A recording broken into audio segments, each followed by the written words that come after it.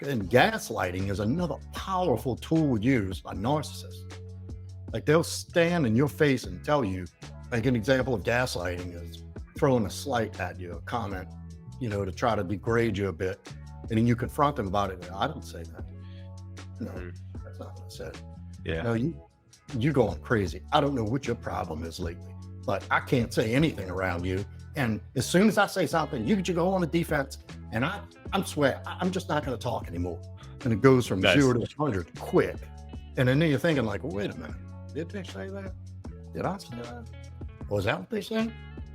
And somehow you'll wind up taking the blame for it. And this is why I preach to men.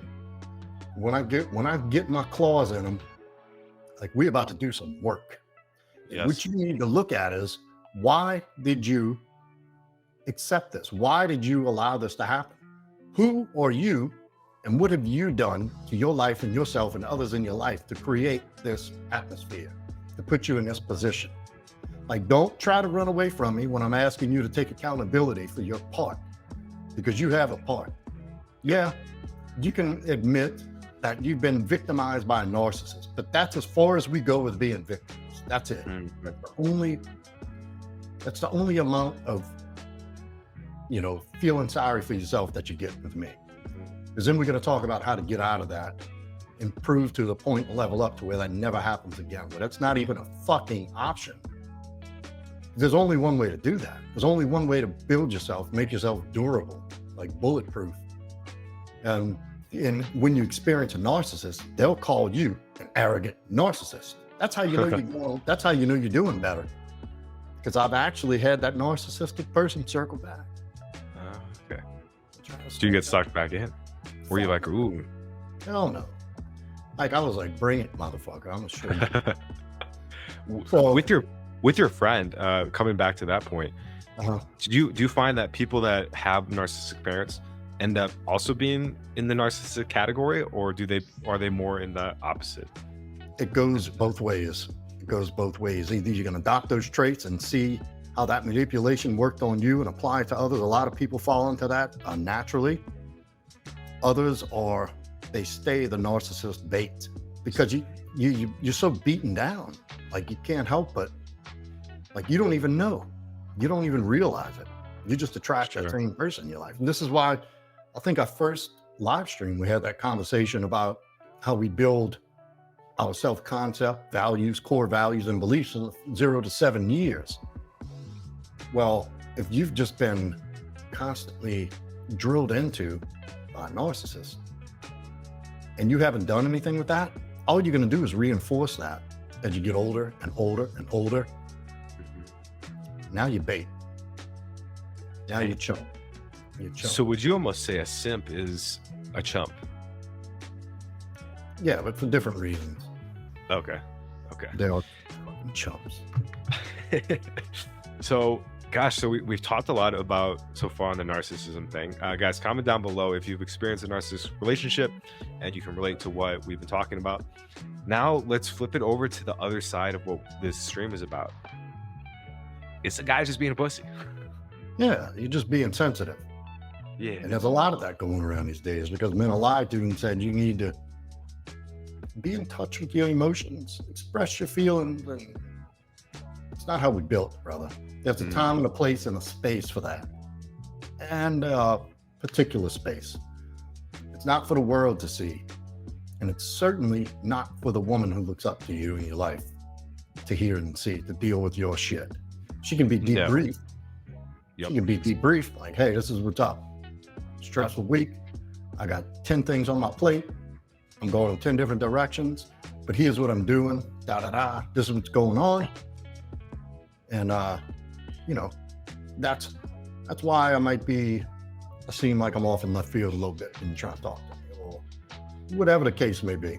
I may not be as present, but you still got to be able to compartmentalize, because not only is there a time and a place to deal and process and release those emotions. I don't believe in bottling up and stuffing it down. That's good. That's a recipe for disaster. That'll take years off your life. That will kill you. There's a way to process that shit. And as I know this is cliche, but it's cliches are cliches for a reason. You got to feel it to heal it. Feel to heal it, baby. Amen. So if you're hurting, if you're stressed, if you're angry, if you're sad, acknowledge it. So yes, but don't do it out in the open.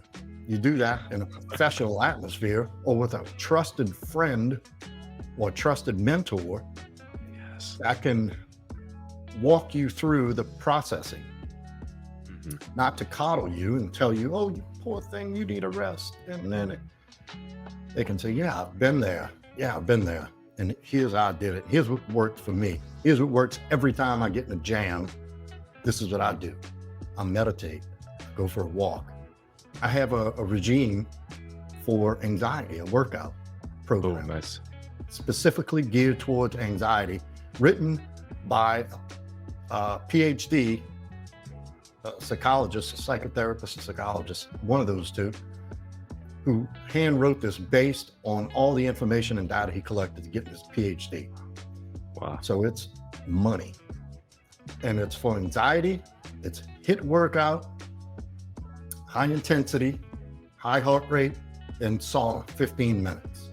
Oh, it's that song. Then there's a breathing exercise where you start off, it sounds really simple, but it's not. It takes about 2 months to get these reps where you could do like, I don't know, 6 reps uninterrupted. It's along the lines of box breathing. It's you inhale, 1, 2, 3, 4, exhale, 4, 3, 2, 1. And that's 1 rep. But the only thing you're allowed to think of is 1, 2, 3, 4, 4, 3, 2, 1. If any other thought passes through, you got to start over. What that does is not only does it calm you, it centers you, it focuses you, and that anxiety just melts. And it takes about 2 months to do 6 consecutive reps of that without having a thought dart across your consciousness. And the more you do it, the better you get, and you start to recognize. And I can do like 10 or 12 pretty easy now. But I do that routinely. And if I need to sit, like I can do it. And the object is to do it for a certain amount of time. If you need to start out at 2 minutes, then the next week up to 5 minutes. Keep it at 5 minutes as long as you need until you can just do it without a time clock. You could just sit back, because like what I'll do, I'm a little jacked up and tense because I have a lot on my plate. I'm a busy fucking guy. I'm always doing something, and I like it like that. I'm not avoiding anything. I'm filling my cup. That's how I work. That's how I operate. Like, I'm a go-getter. And when I know I'm a little strung out, if I'm on the way somewhere, I'll make some time. I'll pull in 5 minutes early and I'll just sit back, breathe.